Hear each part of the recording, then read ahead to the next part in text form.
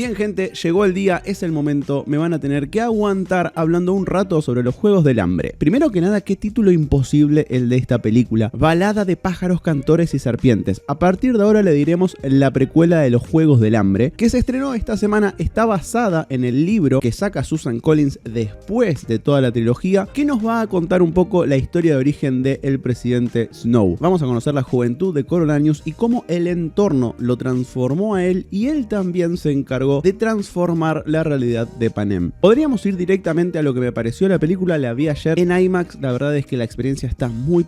bien, pero creo que es importante darles un poco de contexto sobre mi relación personal con los Juegos del Hambre, la saga, la franquicia, la historia. Estamos en un momento muy diferente, creo, de la cultura pop dentro del consumo de lo que es la literatura young adult o esa literatura juvenil que durante la década pasada tuvo una explosión tan grande, obviamente arrancando desde los fenómenos de Harry Potter y Crepúsculo. Después hemos tenido muchísimas otras expresiones de este tipo de historias, ya alejándose de la fantasía para acercarnos a lo post-apocalíptico, en donde tuvimos aciertos y errores para todos lados, desde Eragon hasta Shadowhunters, pasando por Hermosas Criaturas, Divergente, y quizás las dos franquicias más exitosas de todo ese circo fueron Maze Runner y los Juegos del Hambre. Con Maze Runner tengo una relación de nostalgia pura por los libros, sobre todo. Las películas la verdad es que podrían haber sido mejores. La primera, sin embargo, creo que es muy buena, pero después se va bastante a pique, y la joya de la corona de todas estas adaptaciones de novelas que leí una tras otra durante 2010 hasta 2014 es sin dudas los Juegos del Hambre, es sin dudas la historia de Katniss Everdeen y sobre todo es sin dudas el mundo de Panem. Lo que hace muy buena la trilogía escrita por Susan Collins es que no es una historia de supervivencia, no es el camino del héroe con un poquito de política alrededor. La historia de los Juegos del Hambre tiene a la política como su centro más importante, en donde todo el tiempo se están discutiendo cosas como el fascismo, los derechos humanos, la revolución, redistribución de recursos y muchas cosas más, pero siempre usando esos temas como los bloques para construir una historia sumamente apasionante y con una protagonista fuerte, llena de carisma y muy bien escrita para mostrarnos que es orgánicamente una líder. En esa trilogía creo que la mayoría del fandom está de acuerdo en que En Llamas, la segunda entrega, es la mejor expresión de esta obra y es en donde creo que más explotan todos estos temas que mencionamos antes. Además, por supuesto, se sumaban Sam Claflin y Jena Malone, pero no me dejen hablar durante 20 minutos sobre Sam porque podría hacerlo. Por esa época se decía mucho que el gran valor de la literatura juvenil era que era como una puerta de entrada hacia un mundo de literatura mucho más profunda quizás, y que los jóvenes lectores podrían llegar a interesarse por autores todavía más pesados. Pero en el caso de los Juegos del Hambre no solo era la puerta de entrada hacia una literatura de ficción profunda, sino que era la puerta de entrada hacia otro tipo de literatura, más de historia, más de educación cívica y cosas muy jugosas que a partir de la historia que te estaba contando en estas páginas te empezaban a dar como cierta curiosidad para explorar. Dicho eso, creo que las películas encontraron un muy buen balance entre ser un producto de entretenimiento puro, contratando un muy buen elenco, teniendo una protagonista absoluta como lo era Jennifer Lawrence, y haciendo algo que se hacía mucho en esa época también con las adaptaciones de este tipo de novelas, era rodear al elenco joven con un elenco de actores sumamente prestigiosos en los papeles de reparto. Por eso en los Juegos del Hambre de repente tenés un equipo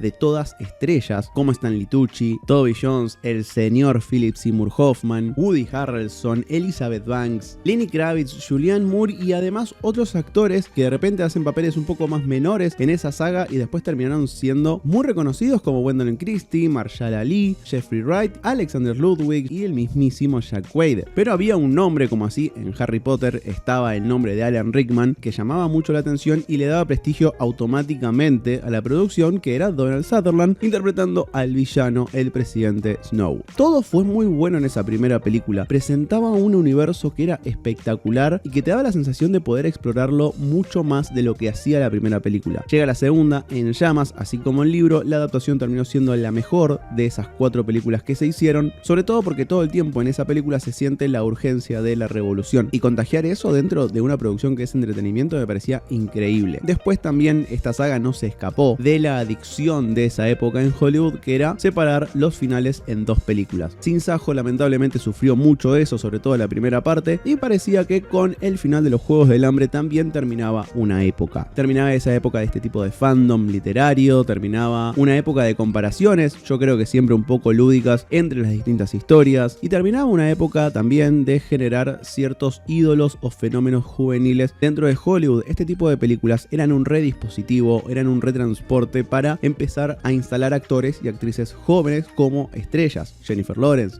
Josh Hutcherson, Daniel Radcliffe, Emma Watson, Kristen Stewart, el mismísimo Robert Pattinson. Y así como terminaba esa época con el estreno de Sin Sajo parte 2, de a poquito iba arrancando otra era, que era la era de los superhéroes, con la trilogía de El Caballero de la Noche recién estrenada, con el universo cinematográfico de Marvel en plena marcha. Por eso también es que este tipo de historias empezó a hacerse cada vez menos en Hollywood y después empezó a refugiarse en plataformas como lo fue Netflix con la adaptación de Shadow and Bone, que lamentablemente hoy acaba de ser cancelada. Me parece una mala decisión, pero así es como llegamos a 2023 y tenemos la adaptación de ese libro que salió años después de la trilogía, que es la precuela centrada en el personaje de Coriolanus Snow. Y acá viene la pregunta: ¿está el mundo preparado? ¿Está el mundo listo? ¿Está como para recibir una nueva adaptación de este estilo? ¿Estamos para volver al universo de los Juegos del Hambre? Y yo voy a decir lo siguiente: esta película tarda exactamente 3 segundos y medio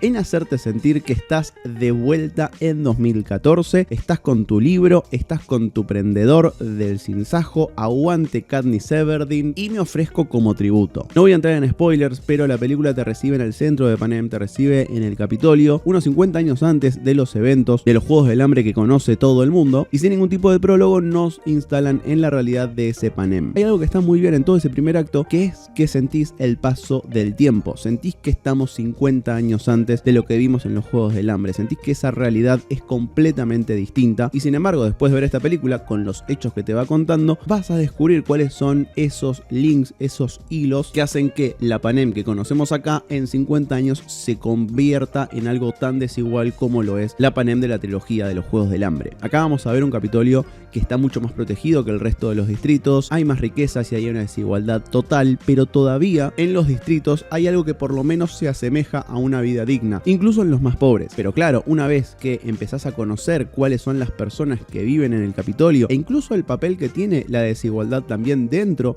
de las paredes del Capitolio, vas a entender cómo es que la próxima generación y la otra de estos seres humanos horribles terminan convirtiendo a Panem en la sociedad más desigual posible. La película va a usar un recurso muy fácil para ordenarse y para ordenarse dentro del relato de la vida de Snow, que es abrir y cerrar los actos de esta historia con plaquitas parte 1, parte 2 y parte 3. Como digo, no voy a develar nada sobre la historia, y la verdad es que podría hablar durante otros 15 minutos sobre las aptitudes del actor que interpreta al joven Snow, Tom Blythe, porque la manera en que se hace cargo de la historia de origen de este personaje, sus manerismos, su presencia escénica y lo magnético que logra hacer en cámara es increíble. Es un muy buen debut como protagonista de una película de gran presupuesto. Después de ver esto, estoy seguro que Tom Blythe va a ser una estrella, o por lo menos el mundo sería un lugar más justo si la carrera de Tom Blythe después de esta película se disparara, porque ahí en sus hombros descansa la razón principal de por qué esta película funciona para propios y para extraños. Y cuando digo propios y extraños me refiero a fans de la saga y a gente que no tiene ni concha idea qué es los Juegos del Hambre y por qué va a haber una película con un título tan pero tan largo. Para seguir hablando de las bondades, después hablaremos un poco de las cosas que no me gustaron. Lo cierto es que el primer acto es el más sólido previo a los juegos que le dan título a la historia, porque instala los dramas de los distritos, pero también la diferencia que hay en el Capitolio. A la hora de describir este mundo, los personajes, el vestuario, la forma de vestir, la forma de caminar de cada uno de los individuos que van a poblar el Capitolio, así como pasa en las novelas de Susan Collins, se evidencia dónde es en donde se hace más fuerte esta historia, que es que te permite sentir ese mundo, entendés que tiene una lógica, es interesante, pero al mismo tiempo nunca es demasiado complejo. Cuando lo conozcamos a Snow, sí va a ser parte de una familia aristócrata, pero que está pasando por un muy mal momento, y desde el primer segundo te instalan las dos grandes características de Snow, que los va a tener desde chico. Es absolutamente resiliente y también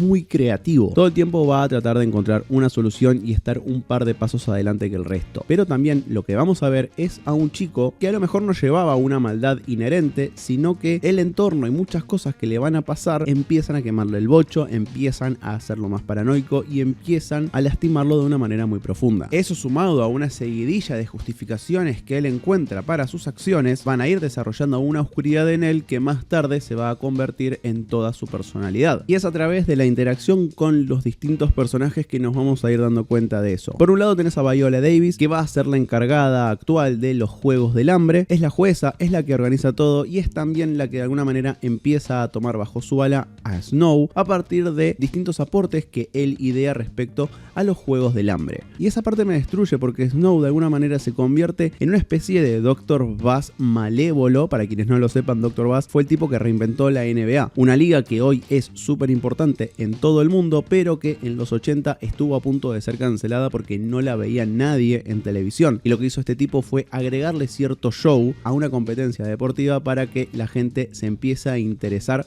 no solo por el deporte, sino también por los personajes y los protagonistas. Por otro lado tenemos a Peter Dinklage, que está interpretando a el creador o co-creador de los Juegos del Hambre y tiene un papel muy interesante. Obviamente que al principio, las primeras 2 escenas vas a ver a Tyrion Lannister, pero desde la interpretación y desde la voz hace ciertas cosas muy interesantes Peter Dinklage para alejarse de eso, y su personaje, si bien su arco se pierde un poco entre un montón de cosas que pasan, está bastante bien. De vuelta, en este punto no me puedo expandir demasiado sin meterme en puntos específicos de la historia, pero de haberle prestado un poco más de atención a su personaje a lo largo de la película, hay una versión de Oppenheimer en su personaje y hasta se expande un poco sobre los efectos y acciones que va a tomar el personaje a partir de cierta culpa. Otro buen aporte es el de Hunter Schiffer, que me encanta que esté haciendo películas después de sus 2 temporadas en Euphoria, que está interpretando a Tigris, un personaje que conocemos dentro del universo de The Hunger Games, y ella va a ser siempre la pata de luminosidad y la pata emocional del viaje de Snow. A través de ella, nosotros como audiencia vamos a empezar a sorprendernos, desilusionarnos y también alegrarnos por algunas cosas que le pasan a Coriolanus. Si tengo que decir algo que me faltó respecto a su personaje, teniendo en cuenta que tiene ciertas características muy importantes en su versión adulta que conocemos en The Hunger Games, me hubiera gustado que esas características o los orígenes de esas características se exploraran en esta historia. Lamentablemente entonces su personaje queda reducido a la utilidad que les comentaba antes. Lo que hace Hunter entonces es que, a pesar del poco desarrollo que tiene, nosotros nos podamos sentir identificados con ella. Pero bueno, hablé hasta acá sin mencionar a la otra gran protagonista que tiene la película, que es Rachel Zegler interpretando a Lucy Gray, que desde los pósters y desde el marketing se nos va a presentar como una nueva Katniss. Por suerte no lo es. Yo no leí la precuela, les soy sincero. Entiendo que en las páginas queda todavía más claro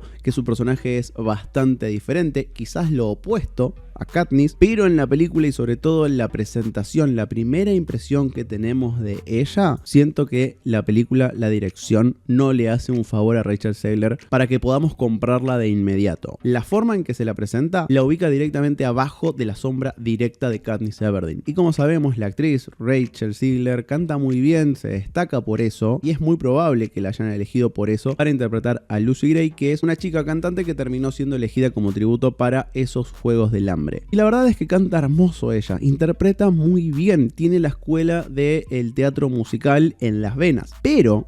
la película lamentablemente la pone en el lugar de la chica que canta. Son demasiadas. Son simplemente demasiadas canciones. Hay un transcurso de la historia en donde parece que su idioma es el musical y su personaje se desarrolla a través de eso. Entonces nosotros como audiencia empezamos a decir: oh por Dios, mirá lo que hiciste, pusiste a cantar a la niña. Y es una pena porque entre eso y que por otro lado, como tiene ese registro musical, muchas escenas parece que está actuando en otra película, terminan jugando en contra de su interpretación, que por otro lado, cada vez que aparece en pantalla la cámara la ama. Eso hay que decirlo, es objetivamente cierto. Cada vez que aparece Rachel Zegler, la cámara se enamora de ella y llena por completo la pantalla. Pero